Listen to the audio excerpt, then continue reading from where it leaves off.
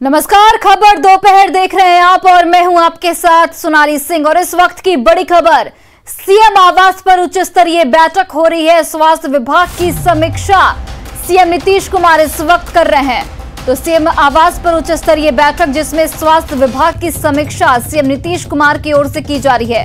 Corona समेत स्वास्थ्य से जुड़े अन्य मुद्दों पर इस बैठक में चर्चा हो रही है और स्वास्थ्य विभाग के सभी अधिकारी इस वक्त इस बैठक में मौजूद हैं। तो सीएम आवास पर उच्च स्तरीय बैठक हो रही है। स्वास्थ्य विभाग की समीक्षा कर रहे हैं सीएम नीतीश कुमार।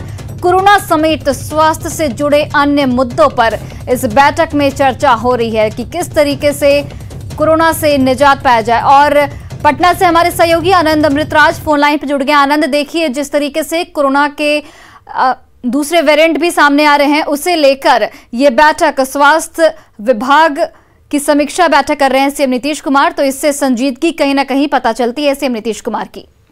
बिल्कुल, देखिए नीतीश कुमार उच्च स्तरीय बैठक कर रहे हैं स्वास्थ्य विभाग को, और खासकर कोविड के जो नए मामले आए, नए वेरिएंट आए हैं, उसको लेकर बिहार सरकार पूरी तरीके से अलर्ट मोड में है। और केंद्र सरकार ने एक सूची भी सौंपी थी बिहार को, जहां पे बिहार से बाहर विदेश से जो बिहार आए थे लगभग 281 लोगों की सूची है, उनकी जांच करने के लिए भी निर्देश दिया गया है। और लगातार जो बड़े अधिकारी हैं वो भी इस पूरे मामले पर नजर बनाए। और खासकर अगर अभी बिहार की बात करें तो बिहार में लगभग 38 ऐसे मरीज हैं जो जिनमें कोरोना संक्रमण का जो कोरोना उनको हुआ है, और इसमें 25 जो मरीज है सक्रिय मरीज वो पटना के रहने वाले हैं। तो बिहार सरकार हर बिंदु पे नजर रखी हुई है और कोविड के मामले बढ़े नहीं, और जो खासकर विदेश से आए हैं उनके बारे में पूरी जानकारी लेकर उनकी जांच कराई जा रही है।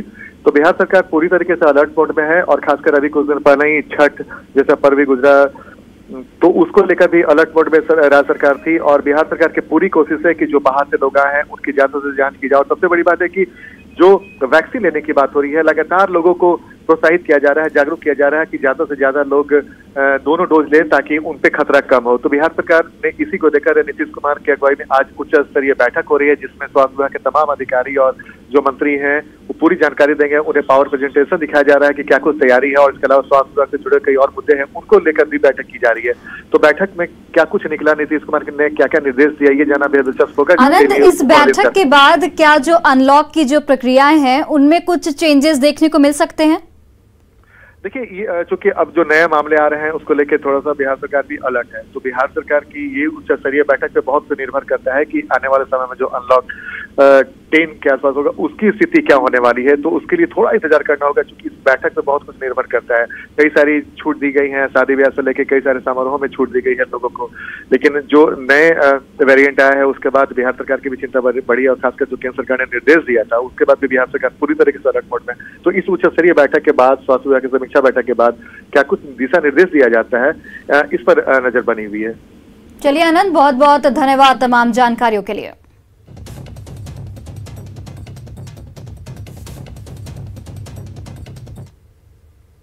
और देखिए, पाटलिपुत्र से बन रही पहलेजा डबल रेल लाइन अगले महीने तैयार हो जाएगी। उत्तर बिहार को जोड़ने वाले दीघा रेल पुल दोहरीकरण का काम दिसंबर के शुरुआती दिनों में पूरा हो जाएगा। अभी इस रूट पर सिंगल रेल लाइन होने के कारण एक बार में एक ही ट्रेन अप और डाउन चलती है। कभी कभी पहलेजा या पाटलिपुत्र पर ट्रेनों को पास कराने के लिए कई ट्रेनों को रोकना पड़ता है, लेकिन दोहरीकरण होने के बाद ये मुसीबत खत्म हो जाएगी। 135 करोड़ की लागत से पूरा होने वाला दीघा रेलवे लाइन दोहरीकरण का अब अंतिम चरण में है। पाटलिपुत्रा से पहलेजा के बीच डबलिंग का कार्य प्रगति पर है, और इसी रूट पे दीघा ब्रिज भी आता है। तो यह संभावना है कि दिसंबर 2021 तक डबल लाइन का निर्माण पूरा कर लिया जाएगा और इस पर ट्रेन परिचालन बहाल कर दिया जाएगा। इसमें एक और खासियत है कि पाटलिपुत्रा से पहलेजा तक हम लोग ट्विन सिंगल लाइन ऑपरेशन करेंगे। कहने का तात्पर्य यह है कि एक ही बार में पाटलिपुत्रा से पहलेजा तक 2 ट्रेनें हम लोग एक साथ डिपार्चर दे सकते हैं, और उसी तरह से पहलेजा से पाटलिपुत्रा तक भी 2 ट्रेनें एक साथ आ सकती हैं। पूर्व मध्य रेलवे के पहलेजा दीघा रेलवे लाइन का दोहरीकरण काफी जोरों शोरों से चल रहा है।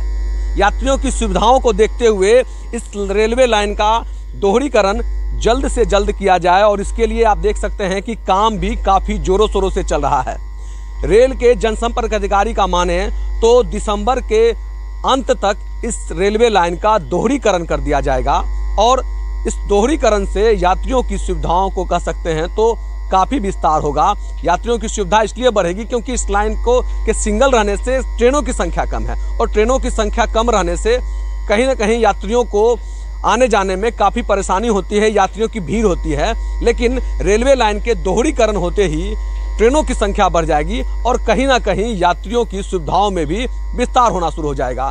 पूर्व मध्य रेलवे के जनसंपर्क अधिकारी राजेश कुमार का कहना है कि दिसंबर के अंत तक कहें तो इस रेलवे लाइन का दोहरीकरण हो जाएगा और ये दोहरीकरण यात्रियों की सुविधाओं को लेकर किया जा रहा है और काम भी काफ़ी जोरों शोरों से किया जा रहा है। जल्द ही इस रेलवे लाइन के दोहरीकरण के साथ ट्रेनों के परिचालन पे ध्यान दिया जाएगा, ट्रेनों की संख्या बढ़ेगी और कहीं ना कहीं जो पूर्व मध्य रेलवे का यात्रियों की सुविधाओं के विस्तार के लिए लगातार काम किया जा रहा है उसमें इसको जोड़कर देखा जाए तो काफ़ी बड़ी बात होगी कि इस रेलवे लाइन का दोहरीकरण किया जाएगा। न्यूज़ 18 के लिए पटना से धर्मेंद्र कुमार। और देखिए, बढ़ते ठंड और धुंध के कारण रेलवे परिचालन पर भी असर दिख रहा है। कटिहार में भी इसका असर नजर आ रहा है। यहां से चलने वाली 3 जोड़ी ट्रेनों को 1 दिसंबर से लेकर अगले 3 महीने के लिए रद्द कर दिया गया है।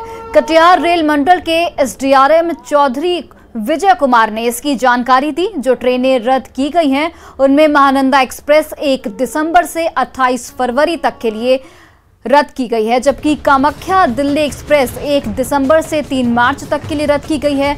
वहीं न्यू अलीपुर द्वारा सियालदह एक्सप्रेस 1 दिसंबर से 1 मार्च तक रद्द की गई है। कोहरे के कारण लंबी दूरी के ट्रेनों के परिचालन पर भी असर पड़ता है। यात्रियों की सुरक्षा और सुविधा को प्राथमिकता देते हुए रेल मंडल ने ये फैसला लिया है। द्वारा जो हमारे कटिहार रीजन से जो ट्रेन चलती है, हमारी 3 ट्रेन, एक है कामाख्या से दिल्ली तक, सियालदह से न्यू अलीपुरद्वार तक और अलीपुरद्वार से दिल्ली तक, 3 जोड़ी ट्रेन हमारा 1 दिसंबर से उसको कैंसिल किया गया है और अप टू 20 फरवरी, उसके बाद मार्च में इसको हम लोग रिस्टोर करेंगे।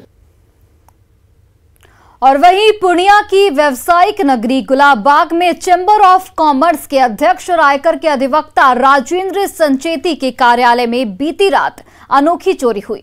चोरों ने कार्यालय से 3 लैपटॉप, हार्ड डिस्क और कई प्रमुख दस्तावेज की चोरी कर ली है। इस हार्ड डिस्क में सैकड़ों व्यवसायियों के आयकर का डाटा और रिटर्न फाइल शामिल हैं। दफ्तर में चोरी की तस्वीर सीसीटीवी कैमरे में कैद हो गई है। तस्वीरों में आप साफ तौर पर देख सकते हैं कि रात के करीब 2:30 बजे 3 चोर राजेंद्र संचेती के कार्यालय में घुस आए। पहले उन्होंने स्ट्रीट लाइट बंद कर दी और कार्यालय में लैपटॉप, हार्ड डिस्क लेकर फरार हो गए। तो ये 2 तस्वीरें आपके सामने देखिए। एक सीसीटीवी फुटेज है जिसमें चोरों की तस्वीर सीसीटीवी कैमरे में कैद हो गई है और वहीं 3 लैपटॉप, हार्ड डिस्क और दस्तावेज की चोरी की गई है। चोरों की तस्वीर हालांकि कैमरे में कैद हो गई है और वकील के दफ्तर में इस चोरी की घटना को अंजाम दिया गया और पुलिस फिलहाल इन चोरों की तलाश में इस फुटेज के जरिए जुट गई है।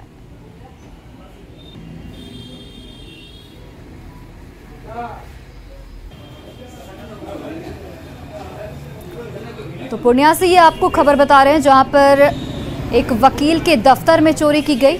3 लैपटॉप, हार्ड डिस्क और दस्तावेज की चोरी हुई। हालांकि सीसीटीवी फुटेज में जो चोर हैं वो कैद हो गए हैं, जिसके आधार पर पुलिस आगे की कार्रवाई में जुट गई है। चोरी हो गई 2:30 बजे रात में। 3 लैपटॉप, एक एक्सटर्नल हार्ड डिस्क उठा के ले गए, शटर इंटरलॉक तोड़ के और पेन ड्राइव भी सभी था, छोटा छोटा सामान सारा सब चीज़ लेकर चले गए। तो ये हार्ड डिस्क और इसमें क्या था, कुछ इंपॉर्टेंट चीज़ था? सारा क्लाइंट लोग का बैग है, ये एक्सेल मतलब कंप्यूटेशन शीट, जो इनकम टैक्स का डाटा, GST का डाटा, ये सब था सारा। निश्चित रूप से ये बहुत बड़ा चिंता का विषय है कि व्यावसायिक नगरी गुलाबबाग में व्यवसायी असुरक्षित की भावना महसूस कर रहे हैं।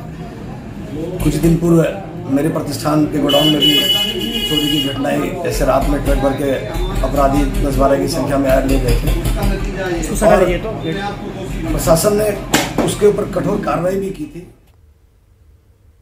और अब एक अच्छी खबर आपको बताते हैं। अररिया की बेटी जागृति ने बिहार का नाम रोशन किया है। जागृति को नीति आयोग का निदेशक बनाया गया है। जागृति 2006 बैच की IRS अधिकारी हैं। जागृति ने अपनी प्राथमिक शिक्षा अपने पैतृक निवास कुर्साकांटा से पूरी की और उसके बाद राजस्थान और दिल्ली से पढ़ाई की। 2006 में उन्होंने UPSC में सफलता पाई। 2002 में जागृति के पैतृक निवास पर भीषण डकैती हुई थी, जिसके बाद उनके पिता के पास कुछ नहीं बचा था। उस वक्त कानूनी अड़चन और समस्याओं से जागृति के घर वाले परेशान भी हुए थे। इसी मुश्किल दौर में जागृति के पिता ने तय किया कि उनकी बेटी अब IAS की तैयारी करेगी। बड़े साधारण घर की रहने वाली जागृति अब नीति आयोग के निदेशक पद को संभालने वाली हैं। बेटी जागृति ने नीति आयोग के निदेशक पद को हासिल किया है। तस्वीर जो है दरअसल अररिया के कुर्साकांटा स्थित जागृति के घर का है और तस्वीर जो है आप मिठाई देख रहे हैं। जागृति के जो माता पिता हैं एक दूसरे को मिठाई खिला रहे हैं और पूरा खुशी का माहौल है। बता दें कि जागृति जो है 2006 बैच की IRS अधिकारी हैं और कुर्साकांटा स्थित जागृति के अभी हम घर पर हैं और उनके माता पिता यहाँ पर हैं। सिर्फ कुर्साकांटा ही नहीं, परिवार ही नहीं, पूरे अररिया और पूरे बिहार के लिए खुशी की बात है कि नीति आयोग के निदेशक के रूप में जो है प्रतिनियुक्त की गई हैं जागृति। उनके पिताजी से जानते हैं कि कितनी खुशी है, ये बताइए। बहुत खुशी है, यानी उम्मीद से अधिक खुशी है कि मेरी बेटी इतनी बड़ी पोस्ट पर गई। और मैं समझती हूँ और आगे बढ़े, यही शुभकामना है मेरी। मेरी नज़र में ये आप सबों की, हम सबों की शान है, मेरी तो जान है ये मेरी बेटियाँ। लेकिन बेटियों को हरदम आगे के लिए अग्रसर करना चाहिए। पढ़ाई में हर माँ बाप को उनका साथ देना चाहिए। बेटियाँ बेटों से आगे बढ़ने वाली होती है। मेरी बेटी अभी मुंबई में है, वो अभी ज्वाइन करेगी, दिल्ली आएगी। कब तक ज्वाइन करने की बात है? 4-5 तारीख को। नीति आयोग के निदेशक पद को जो हासिल किया है सिर्फ अररिया के लिए ही नहीं बल्कि बिहार के लिए भी गर्व की बात है। सतीश कुमार, न्यूज़ 18, कुर्साकांटा, अररिया। और अगली खबर रोहतास से, जहां के काराकाट से एक अजीबोगरीब खबर सामने आई है। यहां एक महिला अपनी मृत बकरी को लेकर SP कार्यालय पहुंच गई। महिला का आरोप है कि गुरारी में उसके पड़ोसी मनीष ठाकुर ने आपसी विवाद में उसके परिवार के साथ मारपीट की। इस दौरान उसकी बकरी को भी मार डाला। इसका कहना है कि वो अपनी मृत बकरी को लेकर काराकाट थाना पहुंची थी, लेकिन उसे भगा दिया गया, जिसके बाद SP कार्यालय आई है। वहीं SP ने इस पूरे मामले में कार्रवाई के निर्देश दिए हैं। हालांकि कैमरे के सामने उन्होंने कुछ भी कहने से मना कर दिया। कल बकरी मर गई सर, तो हम लेके थाना में चल गई। जिला परिषद कहल कि तू क्यों थाना में लेके गई? तोरा पे पटिशन से खड़ा कर, हम 10 आदमी खड़ा कर तोरे पर केस का अंदर करवाई। मारपीट क्यों हुआ आपके साथ? मारपीट लेकिन के बारे में सर लेके हमरे लाठी से मार के कपार फोड़ दिलन। मृत बकरी को लेके आई हैं आप? तो बकरी के लेके मेरी काल के घटना है सर। तो बकरी कैसे मरी? बकरी उनके लेके अपने छत पे से ईंट से मार के मुंगा देले बड़न। और पटना में शराबबंदी को लेकर स्लम बस्तियों के बच्चों ने आज पटना के गांधी मैदान में एक रैली निकाली, जिसमें धर्मगुरु आचार्य सुदर्शन जी महाराज भी शामिल थे। हमें भी पढ़ाओ संस्था की ओर से निकाली गई इस रैली में आचार्य सुदर्शन महाराज ने कहा कि शराबबंदी बेहद जरूरी है। उन्होंने कहा कि लोग राजस्व नुकसान की बातें कर रहे हैं, जबकि लोगों की जान बेहद जरूरी है। जागरूकता रैली में JDU नेता नीरज कुमार और BJP विधायक अरुण कुमार भी मौजूद रहे।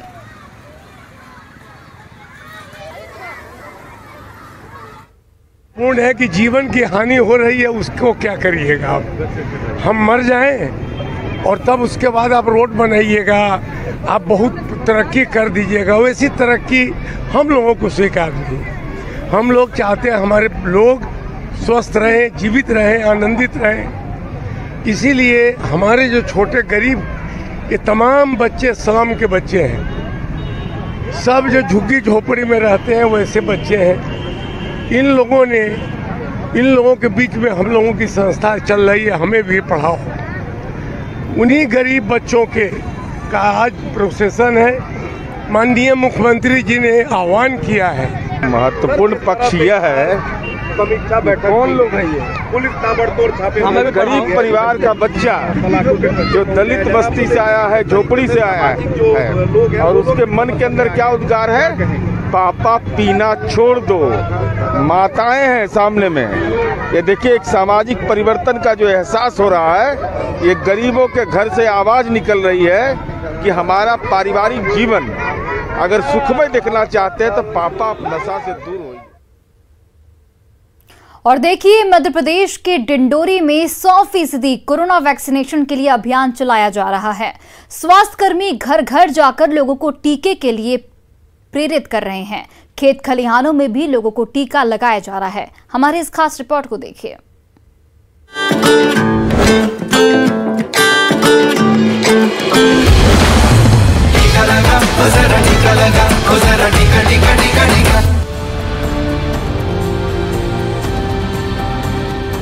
खेतों में फसल काट रही ये महिलाएं किसान नहीं बल्कि आंगनबाड़ी और आशा कार्यकर्ता हैं। दरअसल आंगनबाड़ी और आशा कार्यकर्ता स्वास्थ्य कर्मियों की टीम के साथ कोरोना का टीका लगाने डिंडोरी के अंगई गांव पहुंची थीं। लेकिन वहां खेतों में काम कर रहे गांव वालों ने फसल कटाई का हवाला देकर टीका लेने से मना कर दिया। काफी समझाने के बाद भी जब गांव वाले नहीं माने तो आंगनबाड़ी और आशा कार्यकर्ता भी फसल काटने खेतों में उतर गईं। जिसके बाद गांव वाले टीका के लिए तैयार हो गए और सभी ने खेतों में ही कोरोना टीका का दूसरा डोज लगवाया। कुछ ग्रामीण जो है अपने खेतों में कृषि कार्य कर रहे थे। चूँकि मोबिलाइजेशन के लिए आशा कार्यकर्ताओं एएनएम द्वारा उनको बुलाया गया, परंतु कृषि कार्य में व्यस्त होने की वजह से वो आ नहीं सके, तो टीम खेतों में जाकर के खुद उनके कृषि कार्य को करते हुए उनका टीकाकरण की।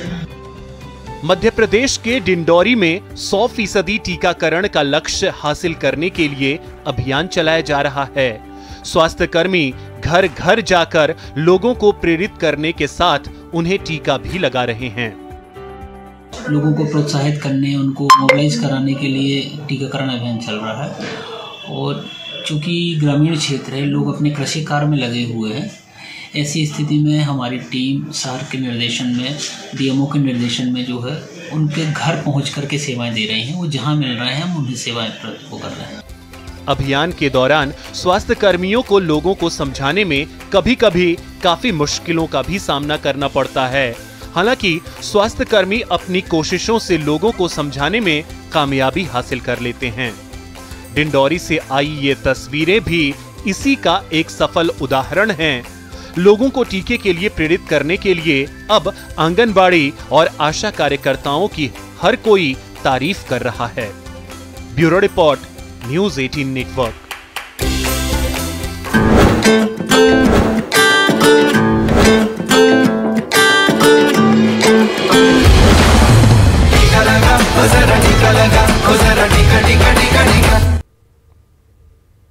और फिलहाल इस बुलेटिन में बस इतना ही। आप देखते रहिए न्यूज़ 18 बिहार झारखंड।